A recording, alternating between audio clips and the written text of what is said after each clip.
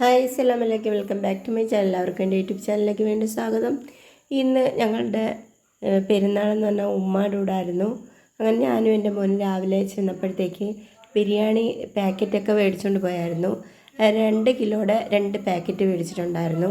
അന്നേരം ഞങ്ങൾക്ക് ഇറച്ചി മേടിച്ചിട്ടുള്ളത് 1 കിലോ പോത്തിറച്ചിയും 1 കിലോ ആട്ടിറച്ചിയും കൂടെ മിക്സ് ചെയ്താണ് മേടിച്ചത്. പെട്ടെന്ന് തന്നെ സവാള, ഇഞ്ചി, പച്ചമുളക്, വെളുത്തുള്ളി എല്ലാം കൂടെ അരിഞ്ഞ് വെച്ചിട്ടുണ്ടായിരുന്നു. അതെല്ലാം കൂടെ ഒരു വലിയൊരു ചരുവ അടുപ്പിലോട്ട് വെച്ച് വെളിച്ചെണ്ണ ഒഴിച്ച് അപ്പോഴത്തേക്ക് ഇത്തത്തെ ഉമ്മാക്ക് അടിപ്പാവടയും ബ്ലൗസിൻ്റെ തുണിയൊക്കെ കൊണ്ടുവന്ന് കൊടുത്തു. ചേട്ടത്തിയുടെ മോനും ഉണ്ടായിരുന്നു. ബാക്കിയുള്ളവരൊക്കെ വരുത്തതേ ഉള്ളൂ. പെട്ടെന്ന് തന്നെ സവാളയും ഇഞ്ചിയും പച്ചമുളകും വെളുത്തുള്ളിയും എല്ലാം കൂടെ വാടി വന്നപ്പോൾ അങ്ങോട്ട് ഇറച്ചിയും വാരിയിട്ടു. നല്ലോണം ഇളക്കി കൊടുത്തു. നല്ലോണം ഇളക്കി ഈ സവാളയൊക്കെ ഇതിനകത്തോട്ട് അലിഞ്ഞങ്ങോട്ട് ചേരുന്നൊരു പരുവത്തിൽ, ആ പരുവം വരെ നമ്മൾ നല്ലോണം വേവിക്കണം. വേവിച്ചിട്ടേ നമ്മൾ മസാലക്കൂട്ടുകളൊക്കെ ചേർക്കാൻ പറ്റത്തുള്ളൂ. അങ്ങനെ സവാള നല്ലോണം വെന്തുടഞ്ഞിട്ടില്ലെങ്കിൽ കറിക്കൊരു ചെവയും ടേസ്റ്റ് വ്യത്യാസവും വരും. അതുകൊണ്ട് തന്നെ ഇറച്ചിയെല്ലാം നല്ല വൃത്തിയായിട്ട് വെന്തതിന് ശേഷമാണ് മുളക് പൊടി, മല്ലിപ്പൊടി, മഞ്ഞൾപ്പൊടി, ശകലം ഗരം മസാലപ്പൊടി എല്ലാം കൂടെ ചേർത്ത് നല്ലോണം ഇളക്കി കൊടുത്തു. ഇത് വറ്റിച്ചെടുക്കാനാണ് നമുക്ക് ബിരിയാണി വെക്കാനായിട്ട് ആവശ്യമായിട്ടുള്ള കുറച്ച് മുളക് പൊടിയും കൂടെ ചേർത്ത് കൊടുത്തു. നോക്കിയപ്പം മുളക് പൊടി എല്ലാവരും ചേർക്കത്തില്ല, പക്ഷേ ഞങ്ങൾക്ക് എരിയൊക്കെ ഇഷ്ടമായതിനെ കൊണ്ട് കുറച്ച് മുളക് പൊടിയും കുറച്ച് കുരുമുളകും ഒക്കെ കൂടുതൽ ചേർത്തിട്ടുണ്ടായിരുന്നു. അങ്ങനെ കറിയൊക്കെ നല്ല സെറ്റായി വന്നപ്പോൾ കുറച്ച് ഉപ്പും കൂടി ഇട്ട് കൊടുത്തു. മല്ലിയിലയും ഒക്കെ നേരത്തെ ഇട്ട് കൊടുത്തായിരുന്നു. ആദ്യമേ വെളിച്ചെണ്ണയും നെയ്യും കൂടെ ഒഴിച്ചിട്ടാണ് ഈ ഇറച്ചി നമ്മൾ പ്രിപ്പയർ ചെയ്തെടുത്തത്.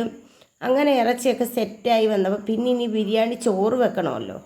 ചോറ് വെക്കാൻ വേണ്ടി പുറത്ത് അടുപ്പിലാണ് കത്തിച്ചത്. കാരണം എല്ലാം കൂടെ ഗ്യാസിനകത്ത് വെച്ചാൽ തീരുമെന്നും പറഞ്ഞ് നമ്മൾ ഇറച്ചിയൊക്കെ ഒന്ന് നല്ല വൃത്തിയായിട്ട് വറ്റിച്ചെടുത്തതിന് ശേഷമേ നമ്മൾ പുറത്ത് അടുപ്പ് കത്തിച്ചാണ് ബിരിയാണി ചോറ് വെക്കാൻ വേണ്ടി. അങ്ങനെ ഒരു വലിയൊരു ഉരുളി എടുത്ത് വെച്ച് 2 കിലോ അരിയല്ലേ ഉള്ളൂ. അങ്ങനെ ഉരുളി എടുത്ത് വെച്ച് നല്ലോണം വെള്ളവും ഒഴിച്ചു.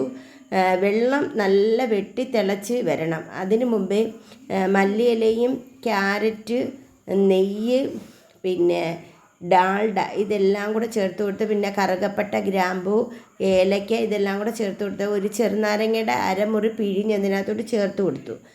പിന്നെ കുറേ കഴിഞ്ഞപ്പോഴാണ് തീ ഇല്ല.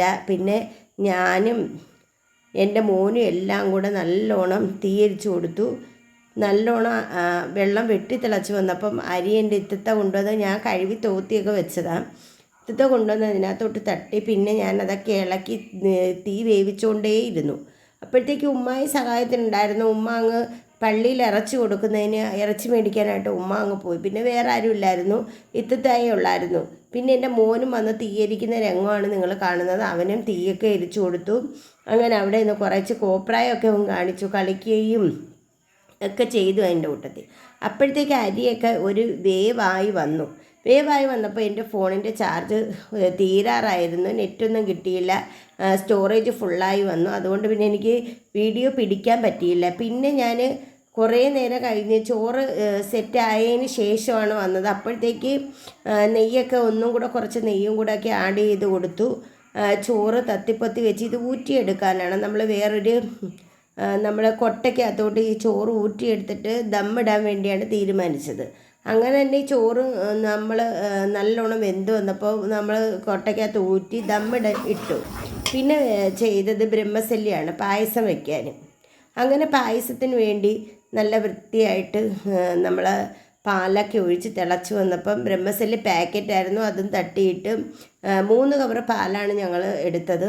അങ്ങനെ ഞാൻ തന്നെയാണ് പായസവും വെച്ചത്. നല്ലോണം ഈ ബ്രഹ്മസല്ലിയൊക്കെ വെന്ത് വന്നപ്പം നെയ്യ് കൂടുതൽ ചേർക്കണ്ടെന്ന് പറഞ്ഞാൽ ഒരു കുറച്ച് നെയ്ക്കകത്താണ് നമ്മൾ ഈ അണ്ടിപ്പരിപ്പും മുന്തിരിങ്ങയൊക്കെ വറുത്തെടുത്തിട്ട് ആ നെയ്യും കൂടെ ഈ പായസത്തിലോട്ട് ഒഴിച്ചു കൊടുത്തു. ശകല മിൽക്ക് മെയ്ഡും കൂടെ ഒഴിച്ച് പായസം നല്ല സെറ്റായിട്ടുണ്ട്.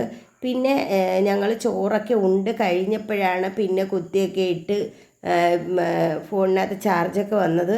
അപ്പം ബാക്കി വന്ന ചോറാണിത്. ഇത്രയേ ഉള്ളൂ. ബാക്കിയെല്ലാം ഞങ്ങൾ കഴിച്ച് തീർത്തു. ഫ്രൈയും ചെയ്തിട്ടുണ്ടായിരുന്നു, അതിൻ്റെ വീഡിയോ എടുക്കാൻ പറ്റിയില്ല. എങ്കിൽ ഇത്രയേ ഉള്ളൂ. അസ്സലാമു അലൈക്കും. എല്ലാവരും എൻ്റെ വീഡിയോ കയറി കാണാൻ ഇഷ്ടമായ ലൈക്ക്, ഷെയർ, സബ്സ്ക്രൈബ്, സപ്പോർട്ട്